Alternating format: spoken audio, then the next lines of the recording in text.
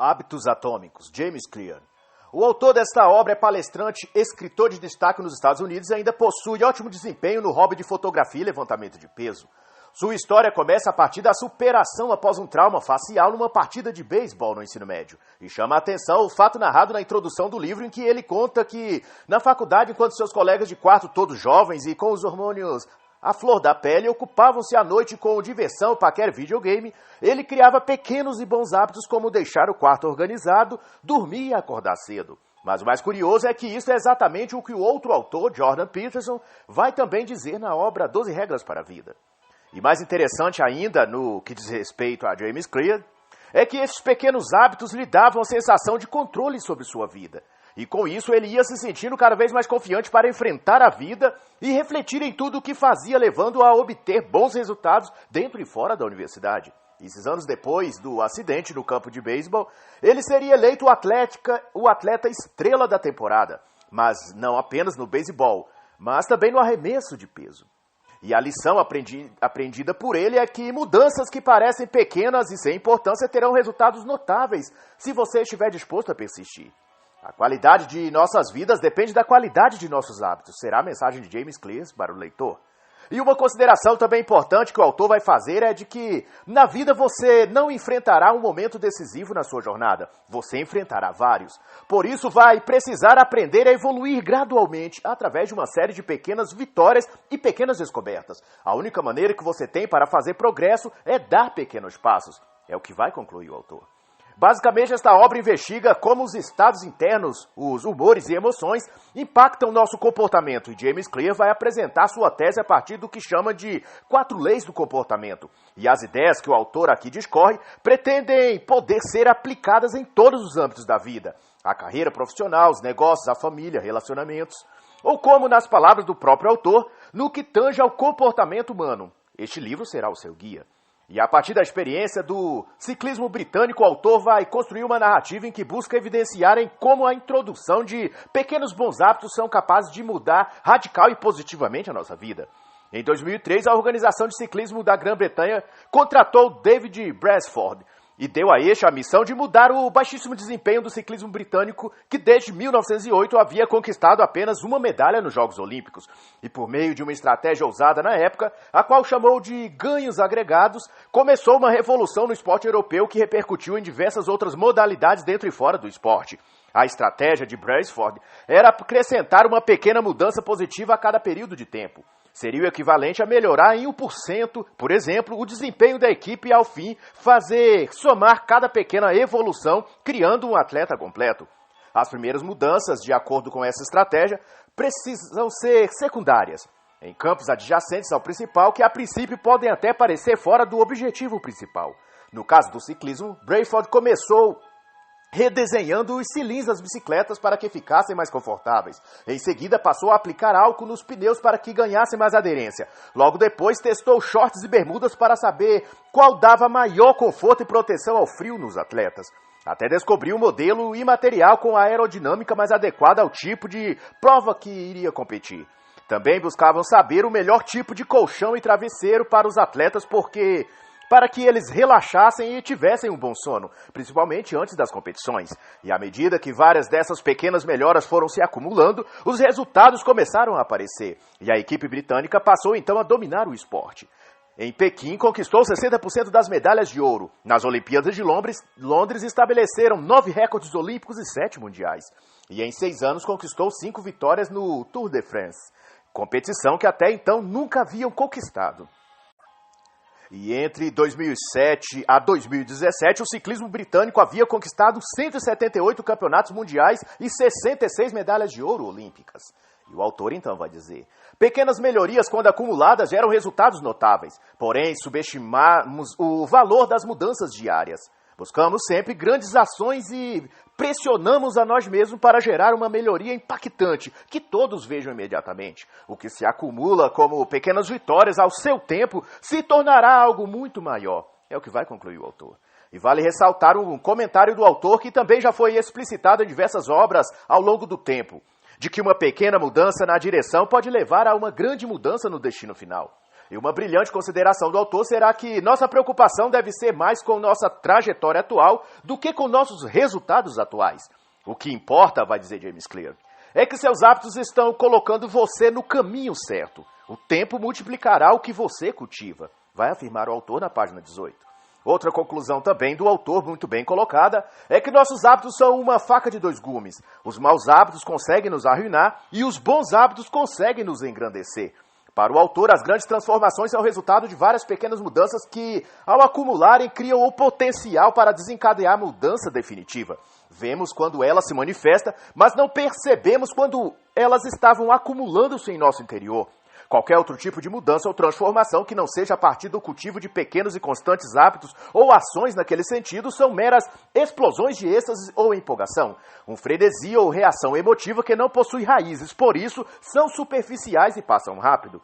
E até a página 28, James Clear vai fazer uma importante revelação para o desenvolvimento de bons hábitos. Ele vai distinguir entre metas e sistemas, e vai dizer que metas estão relacionadas aos resultados e sistemas aos processos que levam a esses resultados, por isso são mais poderosos. No exemplo com o futebol, para ser didático, a meta de um treinador, por exemplo, é ganhar determinado campeonato. O sistema é o modo como o treinador seleciona os jogadores, gerencia a equipe técnica e conduz os times ao treino. E o salto mágico aqui é que, se você tiver a meta e o sistema, você alcança o resultado. E se esquecer a meta e focar no sistema, também alcançará os resultados. Mas se, porém, você focar apenas na meta, mas esquecer o sistema, jamais alcançará nada. Pessoas que se orientam por metas apenas criam uma espécie de motivação de curto prazo que, tão logo cumpra a tarefa, perdem a motivação e o foco. Voltando à estaca zero. Frequentemente isso ocorre com atletas de todos os esportes. Se preparam arduamente, fazem dieta e treinam pesado quando têm em vista uma competição. Porém, quando encerra-se o campeonato, evento ou aquilo para o qual estava se preparando, voltam aos velhos hábitos de treinar pouco ou até beber e relaxar totalmente, desfocando por completo e perdendo todo o seu preparo físico e mental, aquilo que havia adquirido antes. E sobre isso o autor vai dizer: o objetivo de estabelecer metas é ganhar o jogo. O propósito de construir sistemas é continuar jogando. O autor também vai considerar que quanto mais hábitos se repetem e a pessoa não consegue quebrar esse ciclo, não é porque não deseja mudança, ou não se esforça o suficiente, mas provavelmente porque o sistema errado está sendo usado. Hábitos são como os átomos de nossas vidas, vai afirmar James Clear. Cada um deles é uma unidade que contribui para a melhoria geral. No início, elas parecem insignificantes, vai continuar o autor, mas logo se acumulam e alimentam ganhos maiores que se multiplicam e produzem resultados efetivos. E o autor também vai discorrer o porquê hábitos ruins ficam arraigados e parecem impossíveis de abandonar, como fumar, beber, procrastinar, etc. Segundo ele, isso se deve ao fato de tentarmos mudar a coisa errada e tentarmos mudar os hábitos de maneira errada.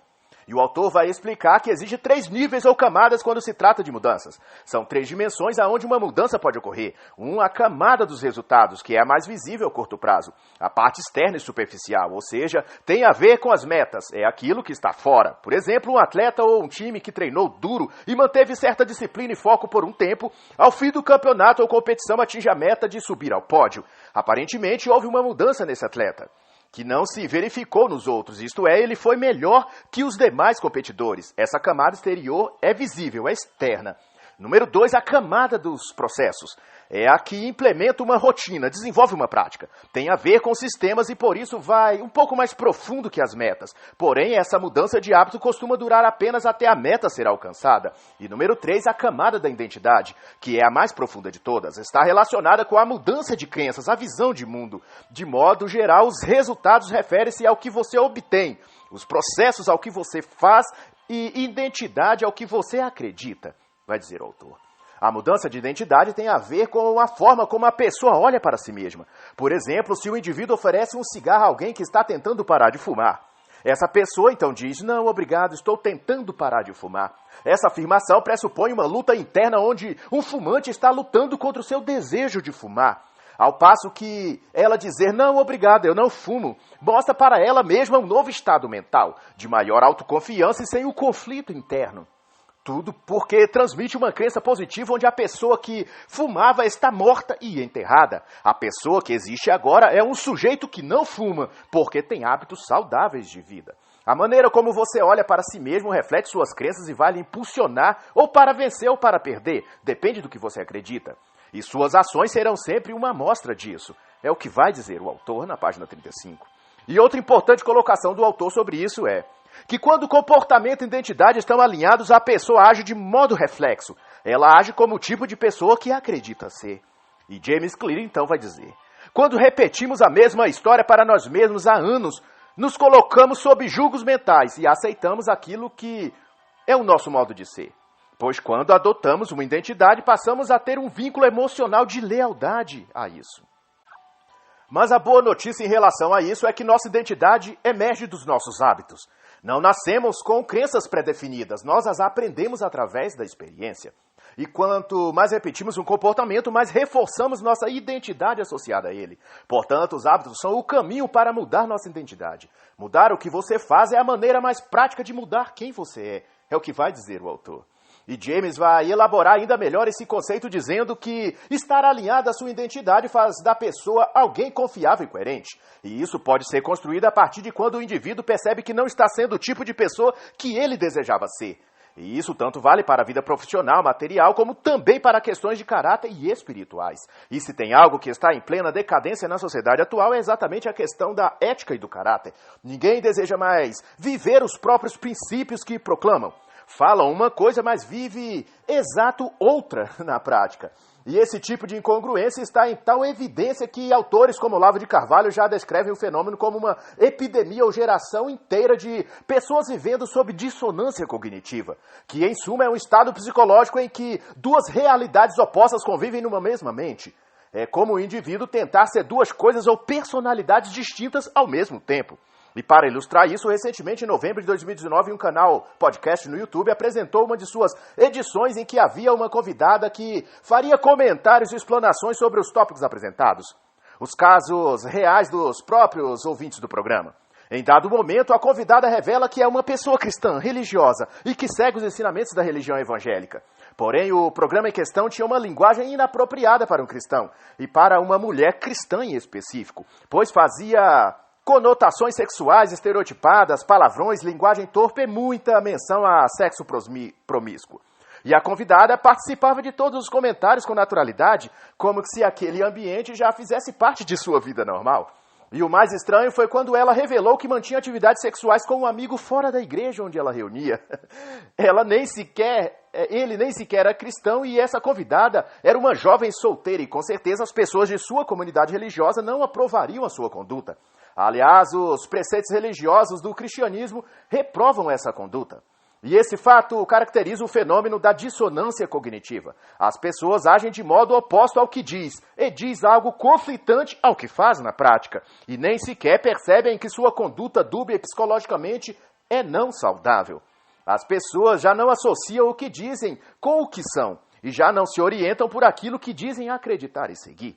Isso é algo extremamente danoso para o cérebro e para a mente. E ao longo do tempo tira da pessoa a própria percepção da realidade e ela viverá num eterno conflito interno que lhe causará crises de depressão, infelicidade, vazio, angústia e uma intensa raiva de tudo, sem que ela saiba de que ou por que está se sentindo daquele jeito. Os hábitos são condutas de vida que mostram não aquilo que você faz, mas aquilo que você é. Sua conduta, ações e comportamento fala da pessoa que você se tornou, independente de quem você afirma ser. E a partir, então, da página 59, o autor vai discorrer sobre as 4 leis da mudança de comportamento, que no contexto que se aplica este livro são um conjunto de regras simples para se criar bons hábitos. Número 1, torná-lo claro. Número 2, torná-lo atraente. Número 3, torná-lo fácil. E 4, torná-lo satisfatório. Na primeira lei, torná-lo claro. Na regra 1, o autor vai fazer saber que os hábitos podem agir sem sequer que o indivíduo tenha clara consciência deles, porque podem estar baseados em estímulos subliminares ou inconscientes. E por causa disso, mesmo que apesar de muitos de nossos hábitos serem maus, a maior parte do tempo não questionamos nossos comportamentos e ações, simplesmente porque não temos clara percepção deles, uma vez que se manifestam pelo viés do inconsciente, no modo automático. Nas palavras do autor, ele vai dizer: à medida que os hábitos se formam, as ações emergem sob o comando da mente automática e não consciente. A pessoa repete velhos padrões antes de perceber o que está acontecendo. E na concepção do autor, estas respostas automáticas são tão arraigadas que parece que a vontade de agir vem do nada. simplesmente surgem de repente, sem que a pessoa tenha qualquer controle. É comum, por exemplo, as pessoas que fumam dizer que não podem parar de fumar, porque a vontade surge de repente e ela não controla. Ou a pessoa que bebe ou mantém qualquer outro vício vai dizer o mesmo. E James Clear vai refletir que, por isso mesmo, um dos maiores desafios na mudança de hábitos é manter a consciência do que estamos realmente fazendo, é se tornar consciente do seu próprio comportamento. E o autor vai passar uma técnica para começar a desenvolver isso. Ele vai dizer, faça uma lista de seus hábitos mais recorrentes. Por exemplo, se você tem o hábito de, ao chegar em casa, jogar as roupas ou mochila pela casa ou ligar logo a TV ou videogame, anote tudo isso, observe e pergunte a si mesmo, esse é um bom hábito ou um mau hábito? Ou é um hábito neutro? Crie outro hábito, vai dizer o autor. O de observar mentalmente você fazendo determinada coisa. Como se você estivesse sonhando consigo mesmo, assistindo você fazendo as coisas. E daí, observe os efeitos disso sobre seu ambiente, para saber se aquele hábito é bom ou ruim.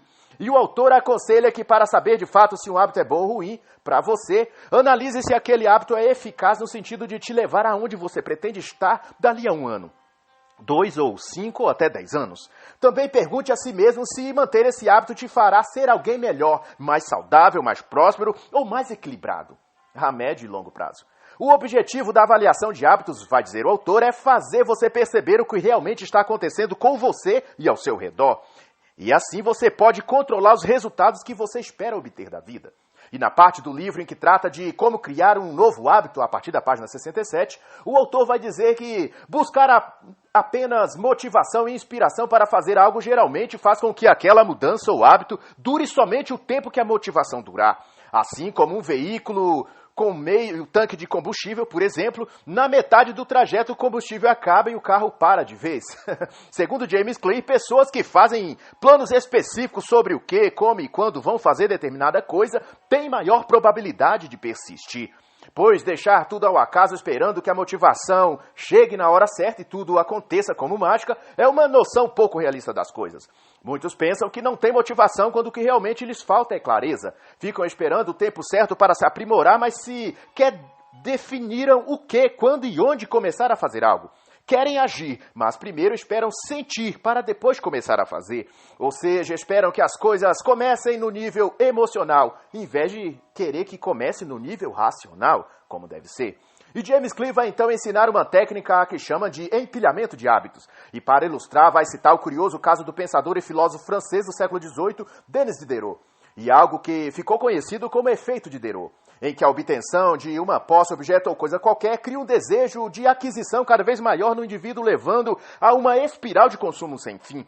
Ou seja, cada ação se torna um estímulo que aciona o próximo comportamento e assim por diante. É um ciclo ou padrão quase inconsciente em que a pessoa decide o que fazer a partir de outra coisa que acabou de fazer minutos ou dias antes. E James Clear ilustra isso com a história real do filósofo Diderot em 1765. A imperatriz da Rússia, Catarina a Grande, havia se condoído da triste situação de pobreza e dificuldades de Diderot. Decidiu então ajudá-lo. Comprou a biblioteca pessoal de Diderot, pelo equivalente a $150 mil, se fosse nos dias de hoje. E além disso, passou-lhe a pagar um bom salário anual para que Diderot cuidasse da biblioteca trabalhando como bibliotecário da imperatriz. Mas tão logo Diderot percebeu que agora era um homem abastado, comprou uma exuberante túnica vermelha. Pouco tempo depois, ele percebeu que seu belo manto não combinava com a mobília de sua casa e comprou então diversos outros móveis novos. Um tempo depois, também notou que seu tapete era velho e não combinava com seus móveis novos. E também comprou um tapete novo, de damasco. E assim fez também com todo o resto. Adquiriu esculturas, quadros sofisticados, pois cada coisa que comprava criava necessidade de uma outra coisa para combinar com ela. E assim por diante. E James Clear analisa que essa tendência ou prática observada em Diderot é um fenômeno comum e recorrente chamado na psicologia de efeito Diderot. E na prática identifica um tipo de comportamento de consumo em que a obtenção de uma posse cria uma espiral de consumo que leva a compras adicionais. Você compra um vestido, vai exemplificar o autor, e tem que comprar então sapatos novos e brincos para combinar. É uma reação em cadeia de compras, é a conclusão do autor. E James Clear também avalia que esse ciclo de compra é um efeito dominó que escraviza psicologicamente os indivíduos e inviabiliza seu desenvolvimento pessoal. Isso porque um determinado comportamento torna-se um estímulo para o próximo e nunca tem fim. até que a pessoa sequer lembre de como aquilo começou. Com o tempo estará tão afundada em dívidas ou hábitos de consumo desnecessários e compulsivos. Mas também em hábitos nocivos para a saúde física e emocional, como fumar, usar drogas, beber em excesso, cultivar más companhias, cometer vandalismo ou até crimes. Para o autor, é possível criar novos hábitos a partir desse impulso natural de um comportamento que leva ao próximo. Ele chama isso de versão positiva do efeito Diderot. E na prática significa usar a conexão de comportamento a seu favor. Então, das páginas 72 até 77, James Clear vai detalhar como fazer isso, como desenvolver na prática esse mecanismo, mostrando exemplos de exercícios e sugestões. Em resumo, ele vai mostrar como encaixar seu novo hábito em seu estilo de vida. Na concepção do autor, a falta de clareza quando se trata de criar novos hábitos é o principal motivo de não se obter sucesso nas mudanças que pretendemos fazer. E essa falta de clareza ocorre especificamente na parte de quando e onde agir. Por exemplo, a pessoa diz, normalmente na virada de cada ano, vou praticar exercícios no próximo ano, vou fazer dieta, vou entrar na academia, vou isso, vou aquilo. O objetivo está claro, vai dizer o autor, porém todo o resto não está. Por isso, a pessoa até começa a praticar exercícios ou dieta, mas logo desanima porque percebe que não tem tempo disponível ou algo do tipo. Mudanças consistentes têm de ser feitas a partir de uma clareza objetiva e detalhada, como no caso de se praticar exercícios, marcar na agenda ou calendário a data e horário que pretende fazer. Isso não apenas cria um senso de comprometimento, como também ajuda a perceber o seu melhor horário, tornando aquilo uma iniciativa plausível e apta a ser mantida a longo prazo. E no que tange ao empilhamento de hábitos, é possível planejar a ida à academia, por exemplo, na volta do trabalho, escolhendo uma academia que fique no trajeto onde você passa todos os dias. Isto é, aquele percurso tem de fazer parte de sua rotina. Então isso vai acrescentar apenas uma parada a mais no caminho. Essa é a intenção do empilhamento de hábitos, conectar um hábito a um outro que você já possui. E apoiando-se então nos estudos de Annie Thorndike, o autor vai dizer na página 80 que o ambiente é uma mão invisível que molda o comportamento humano. Segundo estas pesquisas, certos comportamentos tendem a surgir e se repetir sob certas condições ambientais. Ou seja, quanto mais evidente a exposição de um produto ou serviço, maior é a probabilidade de você experimentá-lo. Gostamos de pensar que estamos no controle, vai dizer o autor. Contudo, muitas das atitudes que tomamos não fazemos por escolha e propósito apenas, mas pela opção. Mas na concepção de James Clear, e o que os estudos de Thorndike mostram é que todo hábito é iniciado por um estímulo e, na grande parte das vezes, esses estímulos são provocados por algo que se destaca no ambiente externo próximo a nós.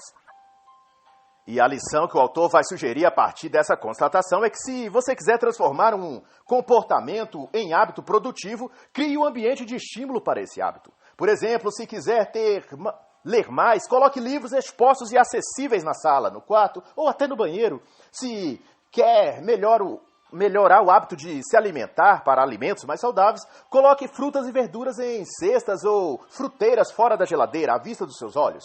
Ao espalhar estímulos ao redor, você aumenta as chances de se lembrar que seu hábito ao longo do dia. É a conclusão do autor.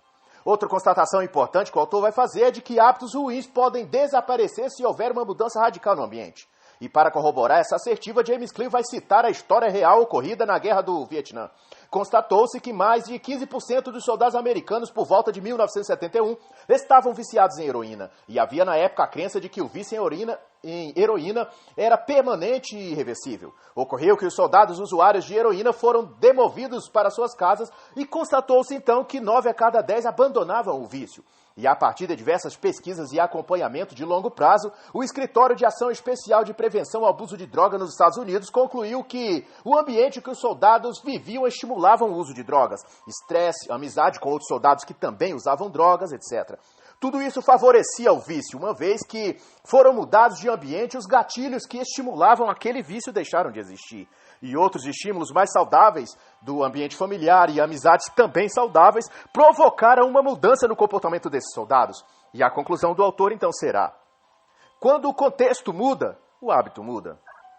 E o grande lance das pessoas que são tidas por disciplinadas, que tendem a comportamentos mais sóbrios, saudáveis e moralmente corretos, na realidade não possuem força de vontade ou um poder mental de autocontrole muito maior do que os que se prendem no vício, por exemplo. Simplesmente essas pessoas são mais espertas e cautelosas. Elas estruturaram suas vidas de forma que não convivam com pessoas ou ambientes que serviriam de estímulo ou gatilhos para os vícios ou maus comportamentos. Em outras palavras, elas passam menos tempo em situações tentadoras.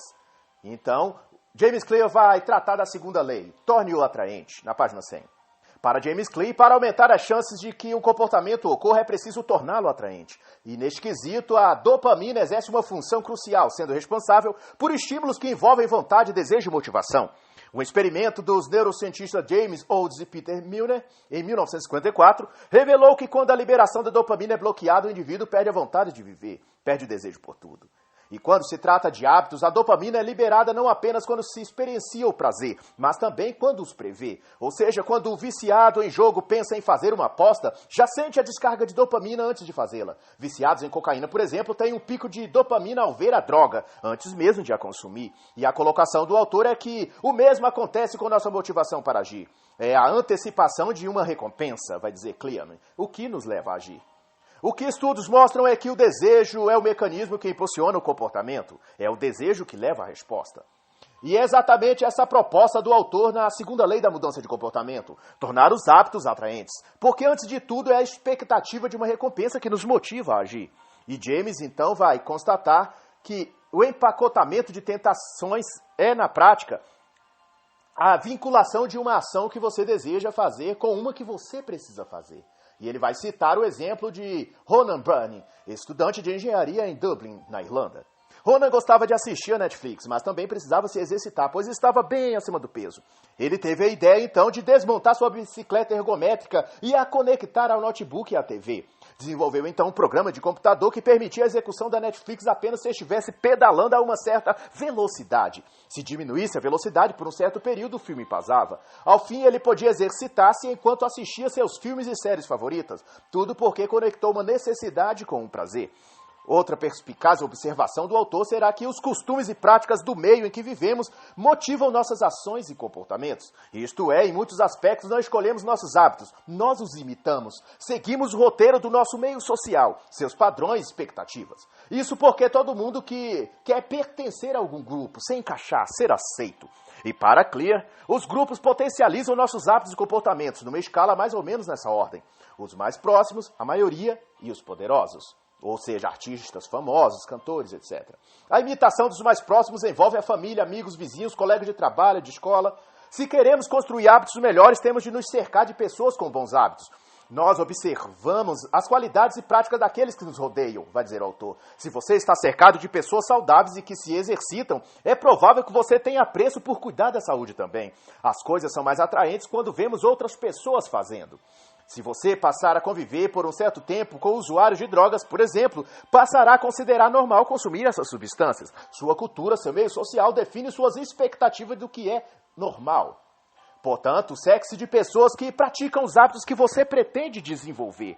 E ao falar da influência da maioria, James vai dizer que a maioria de nós, na maior parte das vezes, vai usar as escolhas do grupo para guiar nosso comportamento. Em um estudo realizado em 1950 pelo psicólogo Solomon Asch, mostrou que 75% das pessoas, quando estão em um grupo, concordam com a resposta do grupo, mesmo que em seu íntimo saiba que a resposta ou escolha do grupo é incorreta.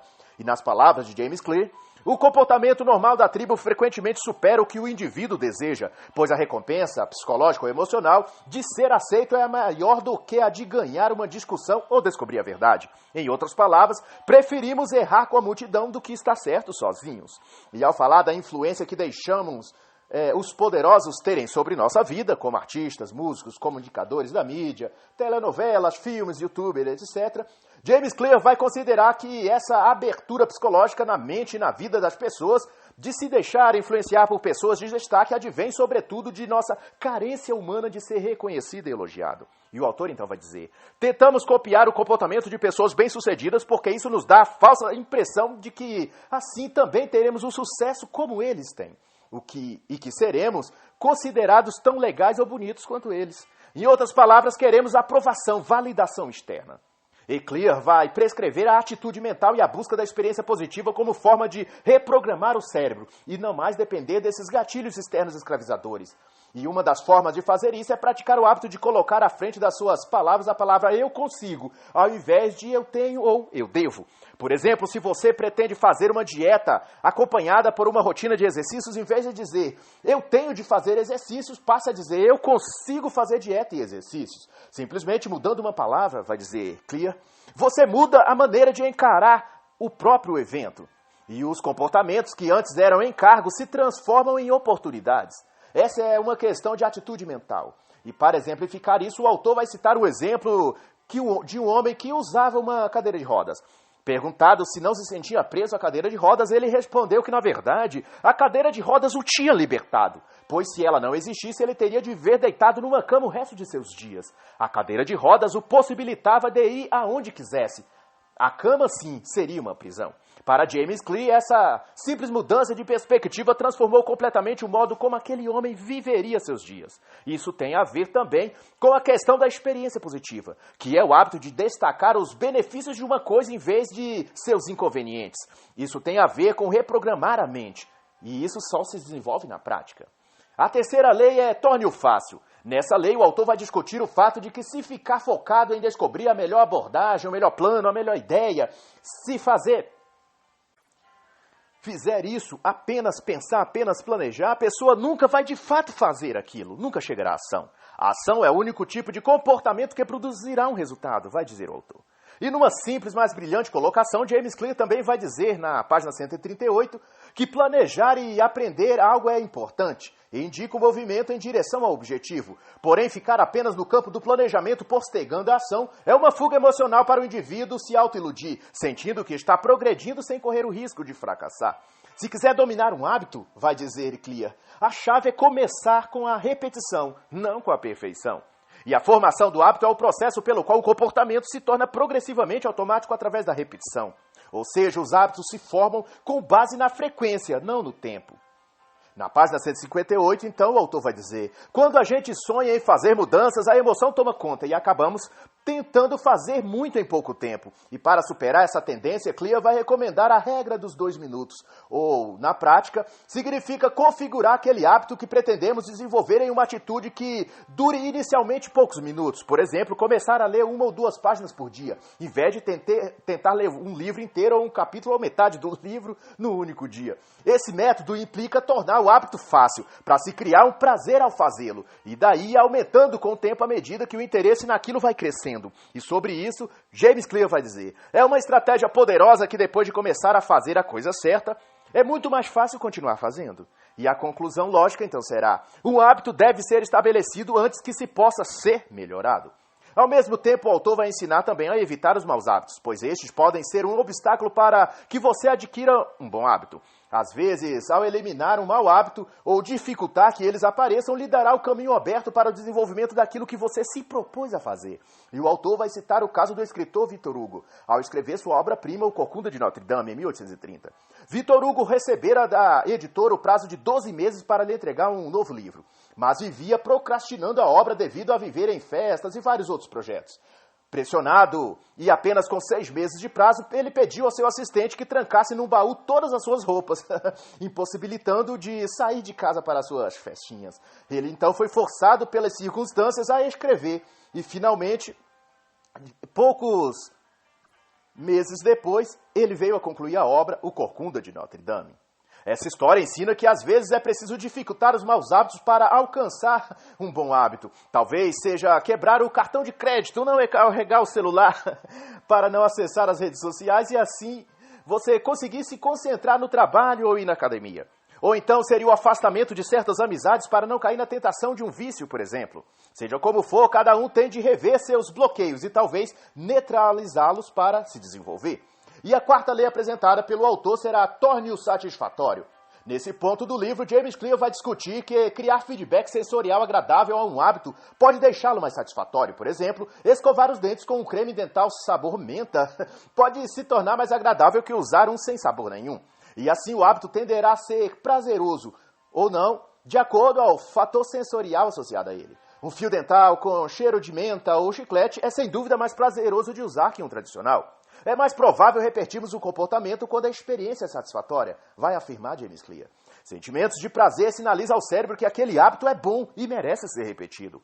E uma das formas que o autor apresenta para associar um prazer, um arrojo sensorial, a um determinado bom hábito é, por exemplo, criar uma conta para economizar dinheiro e nomeá-la, por exemplo, de carro novo ou viagem de fim de ano. E cada mês ou período que você se exercitar na academia, regularmente ou a cada vez que evitar a tentação de comprar algo que não precisa ou gastar dinheiro numa festa, por exemplo, para qualquer desse ato de vitória pessoal, você depositará o valor nessa conta bancária e cada vez que assim fizer, pensará no prazer de dirigir o carro que você almeja ou as fotos naquele lugar paradisíaco que você viajará no final do ano. O reforço imediato ajuda a manter a motivação em curto prazo, enquanto você espera pela recompensa de longo prazo. É a afirmação do autor na página 189. E até a página 209, James Clear vai tratar de modo minucioso como praticar isso, citando exemplos e aprofundando em detalhes esse processo. E nas páginas 208 e 209, inclusive, o autor vai apresentar uma tabela com os principais pontos de como criar um bom hábito e como se livrar de um mau hábito, expondo de modo brilhante cada uma das 4 leis da mudança de hábitos em seus principais pontos. E é algo muito esclarecedor. Outro ponto fundamental abordado pelo autor será que, assim como na vida, para maximizar nossas chances de sucesso, é ideal escolher o campo de competição certo. Os hábitos são mais fáceis de realizar e mais satisfatórios quando se alinham com nossas inclinações e habilidades naturais. Imagine, por exemplo, se Michael Phelps, um dos maiores atletas da história, em vez de nadador, resolvesse dedicar-se a ser corredor de maratonas. Dificilmente ele atingiria o nível de excelência que conseguiu nas piscinas, pois sua altura, porte físico, padrão corporal, etc., o favorece num esporte, mas o desprestigia num outro. Selecionar a área certa em que se concentrar é crucial, vai dizer o autor. Nesse sentido, as áreas para as quais somos geneticamente predispostos são aquelas em que os hábitos são mais propensos a ser satisfatórios para nós.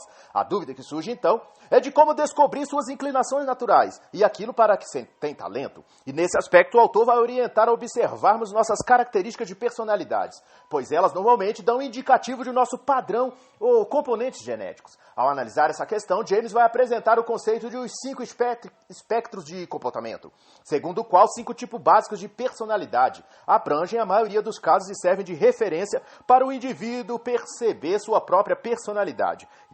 E a partir daí, detectar quais são suas prováveis inclinações, gostos e preferências e se identificar os campos relevantes para ele atuar. São eles um curioso e inventivo. São propensos a áreas de tecnologia, a área de pesquisas médicas ou científicas. Tudo que envolve a criatividade e dinamismo. Número 2, o organizado e eficiente. Esse tipo são propensos a áreas de ensino, a medicina, nos campos de cirurgia e complexidades, áreas técnicas em geral, como logística, elétrica, audiovisual, montagem para cenários, shows, eventos. O número 3, solitário e reservado. Essa personalidade tem vocação a áreas de pesquisas de campo ou coleta de dados, como biologia, geografia, estatística, etc. Pode também atuar em área de cálculos, medição e análise de dados ou na área de segurança em geral. Tudo que demanda observação e concentração. Número 4, calmo e passivo. Essa personalidade se dá bem em áreas de saúde e educação infantil. Número 5, ansioso e sensível. Essa se dedica à área musical, artística e tudo que envolve viajar, por exemplo. Com a observação de se não permitir que esse traço em particular não seja além do grau natural para que não se torne patológico e prejudique a própria pessoa.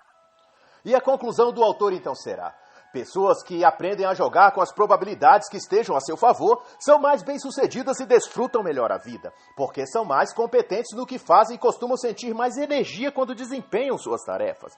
E até a página 223, o autor vai discorrer o importante tópico de como manter o fluxo de motivação e mais detalhes de como dominar um hábito e torná-lo automático. E o sentido geral do que ele diz é que somente a reflexão constante e regular podem garantir que bons hábitos se estabeleçam e melhorem. E vai recomendar ao final do livro uma série de perguntas de autoanálise que podem ajudar nesse sentido. A. Quais são os valores e princípios que você tem? B. Qual sua meta? C. O que você aprendeu este ano? D. O que você fez para corrigir o que não deu certo este ano?